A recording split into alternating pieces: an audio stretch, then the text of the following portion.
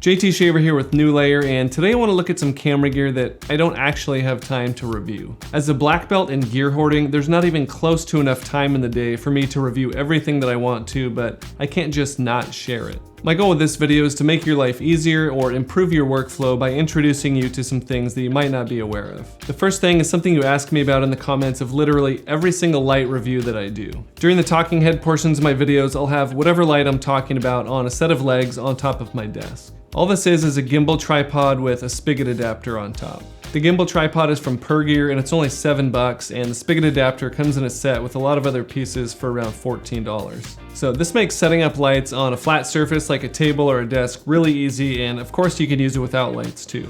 Without the Spigot adapter on top, you can attach this directly to a ball head or to a camera for vlogging and things like that. So at $7, I highly recommend having at least 2 of these in your kit. The next thing, or I guess I should say the next 3 things, are all from Ulanzi. I'm a huge fan of the Ulanzi accessories because the build quality is always really good and they're almost always the least expensive. The first thing is the UURig Lite extending tripod. The ball head on this is pretty small, but it's well made and it can handle a lot more weight than you might think. It also has an adjustable cold shoe mount on the side for a mic or a light, and if you have a microphone or a light on your camera, it just gives you an extra spot in case you want more accessories. The legs also extend, which just makes it extra useful for holding while you're vlogging or to get a wider base when you're setting something on a desktop. The top of the ball head is also reversible and turns into a cold shoe mount as well, so you can use this for things like speed lights, or what I like to do is to stick a shotgun mic on top when I need it to sit on top of my desk. This thing is only $20 or $30 depending on where you get it, and I do think it's one of the most versatile mini tripods you can get. Another Ulanzi product that I've come to love is the L-Plate for the Sony a7R III or a7 III. Before I got this, I thought L brackets were pointless, but once I put it on, it hasn't come off since. Besides the obvious things like giving you more mounting points on your camera, there's 2 specific things I like about this plate. The first thing is that the bottom is shaped like an actual quick release, so you don't need a small quick release plate that you normally would with a ball head or any other tripod head. So you can quickly pop this into a tripod head without an additional quick release plate,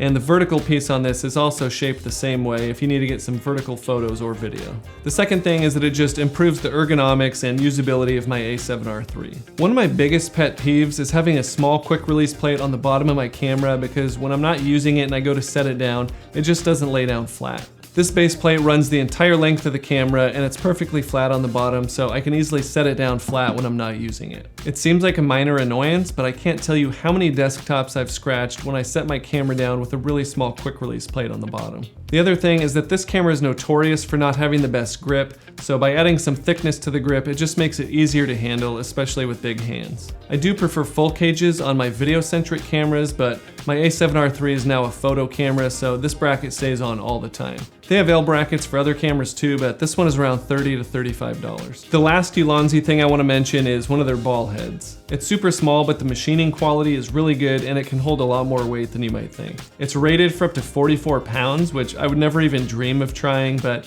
I use this with my Sony a7S III and Tamron 28 to 75 with no issues. Like the mini tripod I showed you earlier, this one also has a cold shoe mount on the side, and one cool feature of this is that it has a 360-degree pan head built into the top. The panning motion is pretty stiff, so unlike other ball heads, you can get some nice smooth panning motions with this one. This one also comes with a little key tool for attaching the quick release plate to your camera. What's cool about that is that you can actually keep it underneath the quick release plate when you're not using it, so you always have it handy. It does rattle around if you keep it in there, so if that bothers you, you can keep it somewhere else, but I'm constantly searching for coins and other things to tighten quick release plates on other ball heads. You can also swap out the smaller ball head on the mini tripod with this one if you're looking for something beefier. This thing is around $40, and I have a couple of them that I use all the time, including on this slider that I'm going to show you shortly.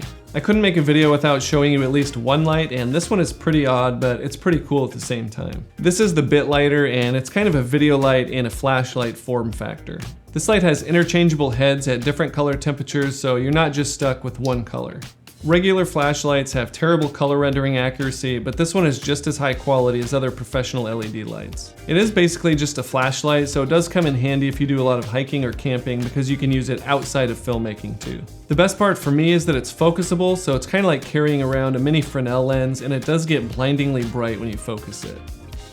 The These kits start at around $250, so they're definitely not cheap, but this is definitely more than just a regular flashlight. Something else I got recently is the Smartta SliderMini 2, which is a mini motorized slider. This thing is $399, so it's kind of a less expensive version of the Edelkrone Slider 1, which costs $100 more. This thing is so tiny that I usually keep it in the pencil drawer of this desk. It's really great to pull out quickly for social media shots, and it's legitimately small enough that I would actually carry it in a backpack when I'm camping or hiking. Even with how small this thing is, it will handle a mirrorless camera and a zoom lens pretty easily. My favorite thing about this slider is that it can be controlled with just one button. You don't necessarily need a controller, but it does come with a mobile app if you want finer control. So you control this with single, double, triple, and quadruple presses, and you can make it go to one side and stop, to the middle, or back and forth across the entire thing.